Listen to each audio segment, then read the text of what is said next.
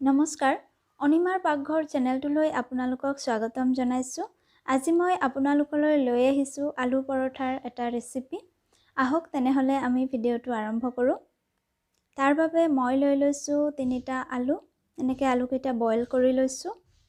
আৰু এয়া লৈ লৈছোঁ ধনিয়া পাত, কেঁচা জলকীয়া আৰু পিঁয়াজ এনেকৈ সৰু সৰুকৈ কাটি লৈছোঁ আৰু অলপ জিৰা গুড়ি। এয়া লৈ লৈছোঁ নিমখ আৰু এয়া 1 কাপ ময়দা আৰু আটা। মই এটা বাটিত ময়দাখিনি ঢালি লৈছোঁ। মই ইয়াতে 1.5 কাপ ময়দা ব্যৱহাৰ কৰিছোঁ আৰু আধা কাপ আটা ব্যৱহাৰ কৰিছোঁ আৰু ইয়াত সোৱাদ অনুযায়ী নিমখ দি দিছোঁ। এয়া 2 চামুচমান ৰিফাইন তেল দি দিছোঁ। এইখিনি মই এতিয়া 1 মিনিটমানৰ বাবে ভালদৰে হাতেৰে মিক্স কৰিম। এয়া মিক্স কৰি লোৱা হৈ গ'ল। এতিয়া মই অলপ অলপকৈ পানী দি এইখিনি মঠি থাকিম।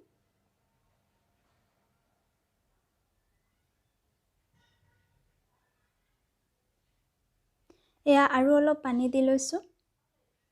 এতিয়া ভালদৰে মই মিক্স কৰিম এইখিনি। আটাখিনি মোৰ মঠি লোৱা হৈ গ'ল। এতিয়া 20 মিনিটমানৰ বাবে ঢাকি ৰাখি থৈ দিম। আৰু মই এয়া লৈ লৈছোঁ আলু। ইয়াত 2টা আলু লৈ লৈছোঁ বইল কৰি। ইয়াতে দি দিছোঁ মই কাটি লোৱা পিঁয়াজ, ধনিয়া আৰু কেঁচা জলকীয়া আৰু জিৰাৰ গুড়িখিনি।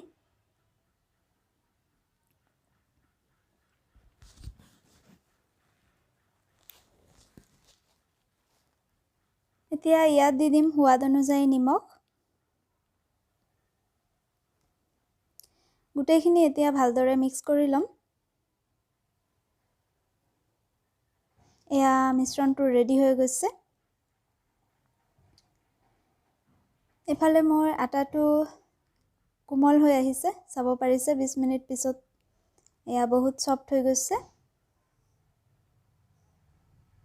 এতিয়া মই আৰু 2-1 মিনিটৰ বাবে মঠি ল'ম। এতিয়া মই পৰঠা বনাবৰ বাবে বল বনাই ল'ম সৰু সৰুকৈ।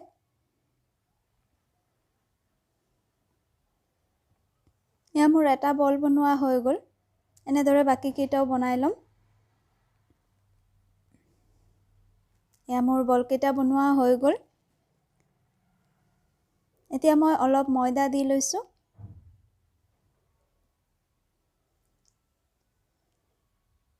এইখিনি মই ৰুটি আকাৰে বেলি ল'ম, অলপ সৰু চাইজৰে বেলি ল'ম।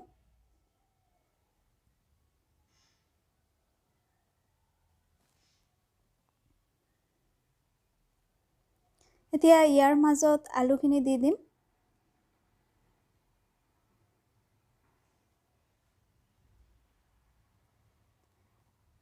আলুখিনি দি লোৱাৰ পিছত মই এনেদৰে বন্ধ কৰি ল'ম চাৰিওফালে। এয়া দেখিব পাইছে।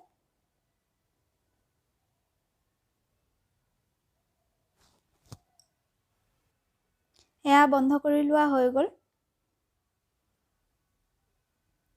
এতিয়া অলপ এনেদৰে ঘূৰাই লৈছোঁ।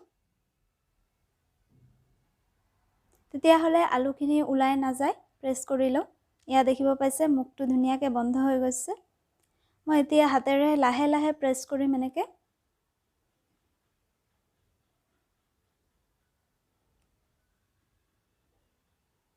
এয়া হৈ গ'ল।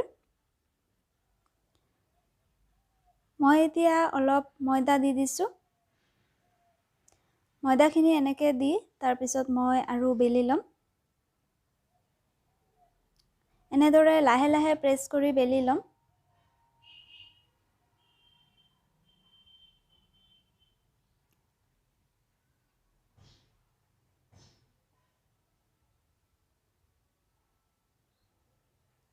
এয়া মই আৰু অকণমান ময়দা দি লৈছোঁ। আৰু এতিয়া কিনাৰকেইটা মই সমান কৰি ল'ম।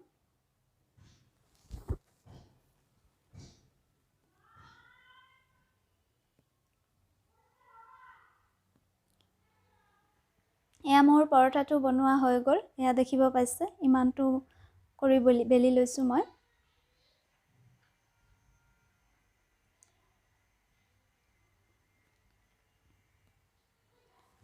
এনেদৰে মই বাকীকেইটা পৰঠাও বেলি ল'ম।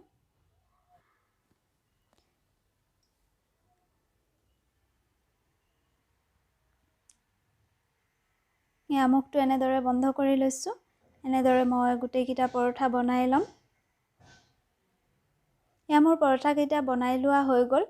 এতিয়া মই ভাজিম এইকেইটা। এয়া মই ইণ্ডাকশ্যনটো জ্বলাই এখন পেন বহাই দিছোঁ। আপোনালোকে গেছতো বহাব পাৰে।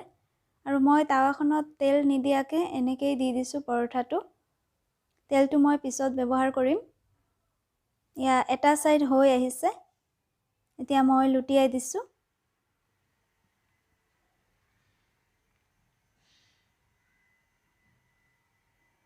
এয়া ইটো ছাইডো হৈ গ'ল। মই এতিয়া ইয়াতে ৰিফাইন তেল দি দিছোঁ চাৰিওফালে।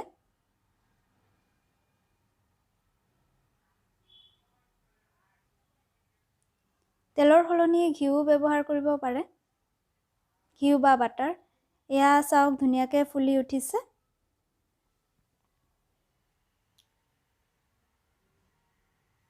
এনেদৰে অলপ লৰাই থাকিম আৰু ইটো ছাইডো লুটিয়াই দিছোঁ।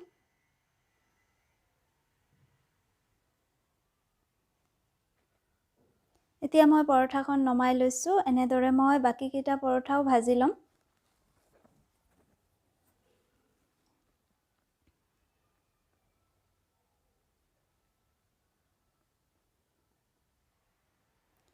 পৰঠাখিনি ভাজি লোৱা হৈ গ'ল। আপোনালোকে এনেদৰে ঘৰত ট্ৰাই কৰিব আৰু কেনেকুৱা হৈছে জনাব।